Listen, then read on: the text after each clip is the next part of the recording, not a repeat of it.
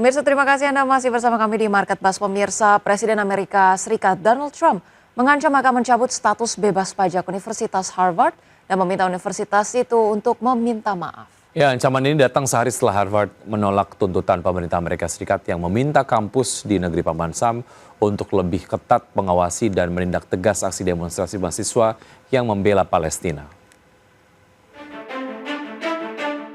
Presiden Amerika Serikat Donald Trump mengancam akan mencabut status bebas pajak Universitas Harvard dan meminta universitas itu untuk meminta maaf. Ancaman ini datang sehari setelah Harvard menolak tuntutan pemerintah Amerika Serikat yang dianggap sebagai telah melakukan pelanggaran hukum dengan menekan Harvard untuk mengubah program akademik dan memberikan ancaman berupa pemberhentian pendanaan federal.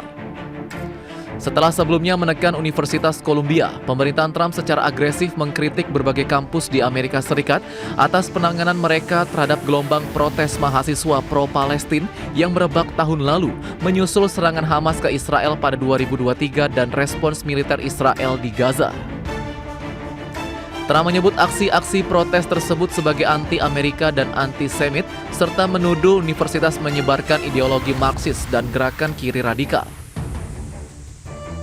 Ia mengancam akan menghentikan dana hibah dan kontrak federal kepada institusi yang tidak mengikuti arahan pemerintahannya. Namun pencabutan dana berdasarkan aturan tersebut memerlukan proses investigasi panjang, sidang, dan pemberitahuan ke Kongres selama 30 hari. Berdasarkan hukum pajak Amerika Serikat, sebagian besar universitas tidak dikenai pajak penghasilan karena dinilai beroperasi secara eksklusif untuk tujuan pendidikan publik. Gedung Putih melalui juru bicara Caroline Leavitt menyatakan bahwa Harvard harus meminta maaf atas dugaan antisemitisme yang terjadi di kampus terhadap mahasiswa Yahudi Amerika.